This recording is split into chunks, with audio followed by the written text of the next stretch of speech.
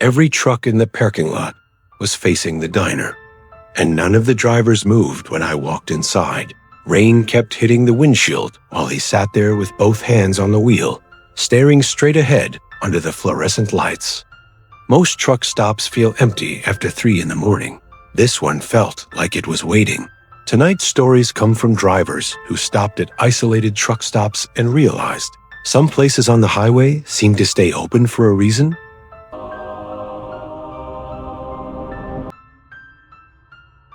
I was hauling frozen produce through southern Ohio when I pulled off the highway a little after 3 in the morning.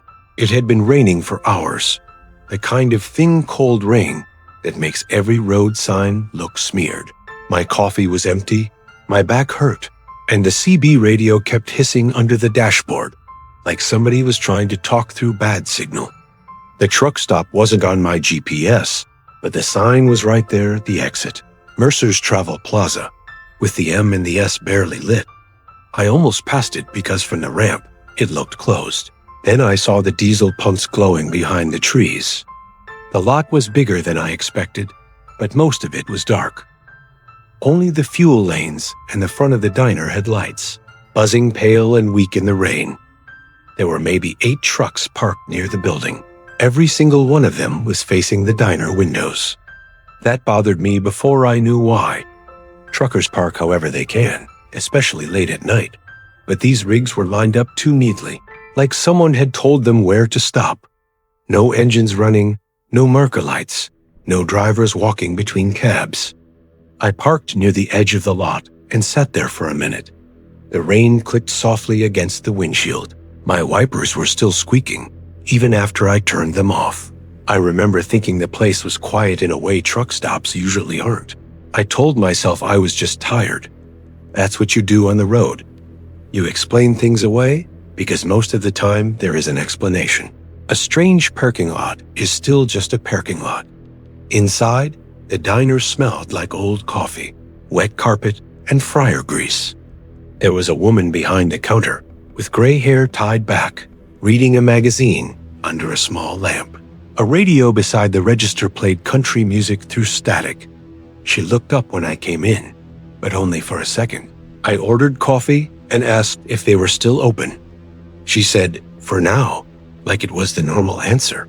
I laughed a little because I thought she was joking. She didn't laugh back. There was one man sitting in a booth near the window. He had a dark jacket on and a cap pulled low, so I couldn't see much of his face. He wasn't eating. He was just sitting there, looking out at the trucks. I stood at the counter and drank the coffee because I didn't plan to stay long. It tasted burnt and old, but I needed the caffeine. Behind me, the rain kept tapping on the glass. Every few seconds, one of the fluorescent lights outside flickered and made the diner windows blink. Then the CB receiver behind the counter crackled. I hadn't noticed it before. It was sitting on a shelf beside a stack of paper menus. The plastic yellowed from age. A voice came through the static, low and broken. "Still got one outside." The woman reached over and turned the volume down. She did it fast, like she'd been waiting for it. I looked at her, expecting some explanation. She just kept her eyes on the register. I asked if that was one of the drivers outside. She said, "Could be." Then she looked past me toward the window. That was when I noticed the man in the booth had turned his head slightly toward us. I tried to make a joke about truckers never shutting up on the radio. Nobody smiled. The woman poured more coffee into my cup, even though I hadn't asked. Her hand was steady, but she wouldn't look at me. That made me more nervous than the radio did. Outside, one of the trucks started. I heard the diesel engine catch through the walls, deep and uneven at first. Then another engine started farther down the row. Then another. I turned toward the window. Through the wet glass, headlights began coming on one by one. Not all at once. Slowly, like each truck was waking up after the one beside it. The woman said, "You shouldn't stay parked where you are." Her voice was quiet. I asked her what she meant. She looked at my coffee cup instead of my face. Before she could answer, the receiver crackled again. This time, the voice was clearer. It said, "He's by the outside lane." Then another voice answered, "Plenty of room." I put cash on the counter and left without taking the coffee. The second I stepped outside, the cold rain hit my face and made everything feel too sharp. All the trucks were running now. All of them had their headlights on. No one moved inside them. That was the part I couldn't make sense of. Every cab had a shape behind the wheel, sitting upright and facing forward. Hands low, head still, like drivers waiting for a signal. I kept walking toward my truck and told myself they were sleeping. Maybe they had privacy curtains half open. Maybe the rain and lights were making reflections look like people. I kept repeating that in my head all the way across the lot. Then my CB radio came on inside my cab. I heard it through the closed door before I even climbed up. Static first. Then a calm voice said, "Pull forward." I froze with one foot on the step. The voice came again, "Pull forward." Space opened up. I got into the cab and slammed the door. My hands felt clumsy when I turned the key. The engine shook the floor beneath me, and for a second, I felt better because it was my truck, my controls, my route. Then I checked the driver's side mirror. One man was standing in the lot. He was between two parked trucks under a flickering light. I hadn't seen a door open. He was just there, facing my cab with his arms hanging at his sides. Then another man was standing near the diner entrance. Then another beside the fuel pumps. None of them walked. They were simply outside now, still as signs in the rain. I didn't wait to understand it. I put the truck in gear and pulled out hard enough that my trailer jerked behind me. As I passed the diner, I looked through the windows one last time. The woman behind the counter was gone. The man in the booth was still there, only now he was standing. His face was turned toward the glass. I couldn't see his features, just the pale shape of him behind the rain. I made it back to the highway and drove until sunrise. I didn't stop again, not for fuel, not for coffee, not even when my hands started cramping from gripping the wheel. By daylight, I convinced myself I had misunderstood most of it. Bad weather, exhaustion, weird locals, old equipment picking up chatter. A week later, I tried to find Mercer's Travel Plaza on the map. Nothing came up. No listing, no reviews, no old business page. Just an exit number and a patch of woods beside the highway. I still drive nights sometimes, but I don't pull into unknown truck stops anymore. Not after midnight. Not if the lights look too dim or the lot looks too still. And never if all the trucks are facing the building. Because every time I see that, I remember those drivers sitting behind their windshields. I remember how none of them moved until I was leaving. And I remember the voice on my CB, calm as dispatch, telling me there was still room. Have you ever stopped somewhere late at night and immediately felt like you weren't supposed to be there? Not because the place was abandoned, but because it felt too awake for that hour. Too quiet, too still. Like everyone around you already knew something you didn't. And if those drivers were really just sleeping in their trucks, why did none of them move until he tried to leave? What's your opinion on this situation? Subscribe to the channel now, and let's continue. This happened in northern Louisiana during the summer of 2021. I was hauling paper products overnight and trying to make delivery by morning, so I'd been driving longer than I probably should have. The roads were empty, except for the occasional set of headlights passing through the trees. Everything outside the windshield looked wet and black. Around 2:30 in the morning, my fuel light came on. I remember being annoyed because the last truck stop I passed had looked crowded, and I didn't feel like dealing with another one. A few miles later, I saw an old station sign glowing through the fog near the highway exit. Bell County Travel Center. The place looked old even from the road. One side of the sign was completely dark, and the fuel prices were missing numbers. But the diesel pumps were lit, so I pulled in anyway. I didn't see another vehicle moving the entire time I drove across the lot. There were trucks parked near the far end beside a row of trees. Most of them looked older, the kind of rigs you barely see anymore. long noses, rust around the wheel wells, faded company logos on the trailer doors. None of their engines were running. The fuel lanes were empty, except for me. I parked beside Pump 4 and climbed down into humid air that smelled like rain and diesel. Somewhere behind the building, I could hear a loose metal sign knocking softly in the wind. The fluorescent lights above the pumps buzzed constantly. I remember looking toward the convenience store windows and realizing I couldn't see inside very well. The glass was covered in streaks and old bug marks. There was light in there, but it looked dim and yellow instead of white, like the building was still using bulbs from 20 years ago. I started fueling and stretched my back while the tank filled. That's when I noticed the man standing near the edge of the lot. He was beside the parked trucks near the trees. At first, I thought he was just another driver smoking. But after a minute, I realized he wasn't moving at all, not pacing, not looking around, just standing there facing the pumps with his arms hanging at his sides. The distance and darkness made it hard to see his face clearly. I glanced away for maybe 5 seconds to check the pump numbers. When I looked back, he was closer, not walking closer, just closer than before. That immediately bothered me more than it should have. I told myself I simply hadn't noticed how far he'd already walked. People lose depth perception all the time in bad lighting, especially when they're tired. I finished fueling and headed toward the store. The concrete beneath the lights was damp and covered in black tire marks. A moth kept hitting one of the fluorescent tubes overhead, making the light twitch every few seconds. The man was still standing behind me, somewhere near the pumps. Inside, the store was almost empty. The coffee machines were on, but half the pots looked burnt dry. A small television hanging near the ceiling played weather reports with no sound. Behind the counter sat a young cashier scrolling through his phone. He barely looked up when I walked in.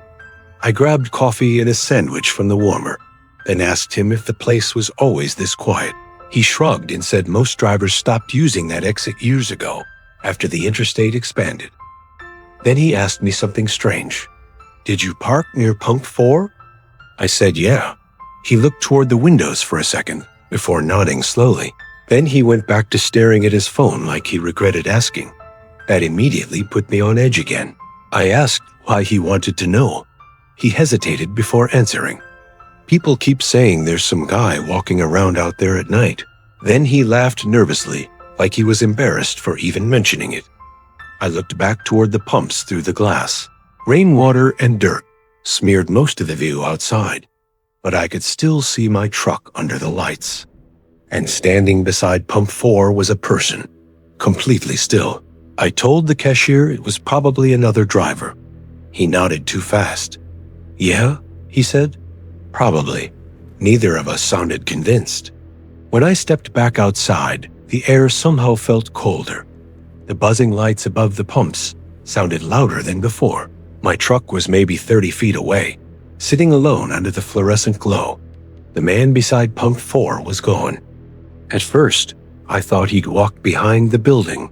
Then I noticed something wet on the concrete near the pump. Footprints. Dark, muddy footprints leading toward my truck. I stopped moving for a second. The prints looked fresh, like whoever made them had been standing in water first. They led directly to the passenger side of my cab and stopped there. I walked around the truck slowly, feeling stupid for being nervous. The passenger door was still closed. Nothing looked damaged. No sign anyone had tried getting inside. Then my CB radio crackled from inside the cab. The engine wasn't running. The power shouldn't even have been on. But through the closed windows, I heard static burst loudly from the speaker. Then a voice. "Still got room?" The voice sounded rough and distant, buried under static. Before I could move, another voice answered through the radio. Passenger side. I climbed into the cab so fast I nearly slipped off the step. The inside smelled like wet clothes and old coffee. My radio hissed softly for another few seconds before going silent again. I grabbed the microphone and asked who was there. No answer. I checked the sleeper behind me. Nothing. I checked the passenger seat. Nothing there either. Then I looked into the side mirror. Someone was standing beside the trailer. I only saw him for maybe a second under the weak parking lot lights. Tall, thin, dark clothes soaked from the rain, standing perfectly still with one hand resting against the side of my trailer. I turned immediately to look through the actual passenger window. There was nobody there. When I checked the mirror again, he was farther back near the trees. Not walking away, just standing there again between the parked trucks. I started the engine without thinking. The truck shook hard beneath me as it came alive. The headlights swept across the lot, across the pumps, across the old trucks near the trees. And for a second, I saw more than one person standing there, 3 of them, none moving, none close enough to fully see, just shapes standing silently between the trucks facing my cab. I pulled out so fast, the tires skipped on the wet pavement.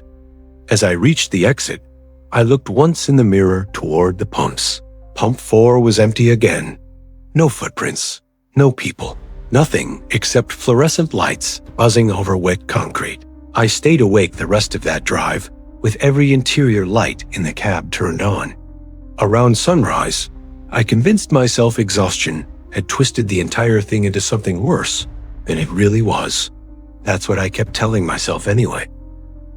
Until I stopped later that morning for fuel. Because when I walked around the passenger side of the truck, there were muddy handprints along the trailer, 5 of them, all at shoulder height, like someone had been walking beside the truck for a long time. Maybe that's the part that stays with people the longest, not seeing something impossible, but finding proof afterward that feels almost impossible to explain away. Wet footprints beside a truck, muddy handprints where nobody should have been standing. Small things that sound harmless until you picture them happening at 3 in the morning. And if there really was someone walking beside his trailer that night, why did the footprints stop at the passenger door instead of leading away from it? I was driving through eastern Tennessee during a night delivery when I stopped at a truck stop near exit 14. I don't remember the highway number anymore, but I remember the fog. It sat low across the road and kept swallowing the headlights every few seconds. By then, I'd been awake almost 16 hours. The truck stop itself looked normal at first, small diner. 2 fuel pumps, gravel around the edges of the lot instead of pavement. There was an old ice machine humming beside the building and a soda sign blinking weakly near the entrance. Only 3 other trucks were parked there when I arrived. I parked beside the diner and shut my engine off. The second everything went quiet, I noticed a sound coming from somewhere behind the building, metal hitting metal slowly, like a loose chain swinging in the wind. I sat there listening to it for almost a minute. Clank, pause, clank. Eventually, I got out and headed inside. The air smelled like wet dirt and diesel fuel. Somewhere in the distance, thunder rolled through the hills, but the rain hadn't reached the truck stop yet. The gravel crunched loudly under my boots while I walked. Inside, the diner was nearly empty. There was a teenager behind the register, watching something on his phone, and an older man sitting alone at the counter drinking coffee. A ceiling fan rotated slowly overhead, even though the place felt cold already. The lights inside were dim enough to make the corners look gray. I ordered coffee and sat near the windows. My truck was still visible outside beneath the weak parking lot lights. I remember staring at it while I drank, because exhaustion was starting to make my eyes burn. That's when I noticed another truck pulling in. It was older than most rigs you see now. Long hood, square headlights. The paint looked faded, almost white beneath the lights, and the trailer had no company markings anywhere on it. The truck moved slowly through the lot before parking near the far gravel edge. The engine stayed running. I watched for a minute, expecting the driver to climb out. Nobody did. The headlights remained on, shining through the fog drifting across the lot. The teenager behind the counter noticed me looking outside. Without lifting his eyes from the phone, he asked, "You stopping for the night?" I said, "Probably not. Just coffee and fuel." He nodded slowly like that somehow mattered to him. Then he said something strange. Good. That was it. No explanation after. He just kept scrolling on his phone while the old man at the counter stared into his coffee cup without speaking. Something about the silence inside the diner started making me uncomfortable. Then the lights flickered. Not fully off, just dim enough for the windows to darken for a second. And during that second, I realized the old truck outside had moved closer. I immediately told myself I was imagining it. I'd been staring through fog and dirty glass while half asleep. Distance looks strange at night, especially in parking lots. Still, I kept watching the truck. The headlights pointed directly toward the diner now. Fog drifted through the beams in slow waves, but I still couldn't see anyone inside the cab, not even movement. The teenager behind the register looked outside again. This time he lowered his phone completely. Then he asked me another question. "You hear knocking yet?" I laughed because I thought he was trying to mess with me. But neither he nor the old man smiled. The only sound inside the diner was the ceiling fan turning overhead. Slow, uneven, then I heard it. 3 knocks against glass. I turned immediately toward the window beside my booth. Nothing there, just darkness and fog outside. A few seconds later, it happened again. 3 slow knocks, this time farther down the diner windows near the entrance. The teenager stood up immediately after hearing it. Not scared, just tense. He walked to the door and locked it without saying anything. It made my stomach tighten instantly. I asked him what he was doing. He kept staring outside while answering quietly, "Sometimes drivers stop here, thinking they saw somebody on the road." I remember the old man at the counter finally speaking for the first time. They usually leave before sunrise. Nobody explained what that meant. The teenager just shut off 1 row of lights near the windows, making the diner darker than before. Outside, the fog had thickened enough that the parking lot barely looked real anymore. My truck was almost completely hidden in it. Then came the knocking again. Much closer this time. 3 knocks directly beside me against the glass. I jumped hard enough to spill coffee across the table. When I turned, there was still nobody there. But on the outside of the window, water was slowly sliding downward in long streaks. Like something wet had been leaning against the glass moments earlier. The teenager whispered, "Don't look outside too long." That sentence scared me more than the knocking did, because of how calmly he said it. Like it wasn't unusual. Like he'd repeated it before. Then the CB radio inside my truck crackled outside. Even through the walls, I recognized the sound instantly. Static burst loudly through the parking lot. Then a voice came through faint and broken beneath interference. Still walking. The radio cut out. I stood up immediately. The teenager told me to wait a minute, but I was already heading toward the door. I didn't care anymore if someone was outside messing around near my truck. I just wanted to leave. The fog outside felt colder than before. It wrapped around the fuel pumps and trailers, thick enough to hide half the parking lot, completely. As I walked toward my cab, I noticed the old truck near the gravel edge was gone. I never saw it leave. Then I heard footsteps behind me in the gravel. Slow, dragging slightly. I turned around expecting another driver. Nobody there. Only fog moving beneath the parking lot lights. Then my CB radio crackled again. This time the voice sounded clearer. "Keep driving." I climbed into the cab immediately and locked the doors. My hands were shaking hard enough that I missed the ignition once before starting the truck. The dashboard lights flickered on across the windshield, while static continued hissing softly through the radio speaker. Outside, the fog kept drifting across the lot in slow waves. Then someone walked past the front of my truck. Not running, not rushing.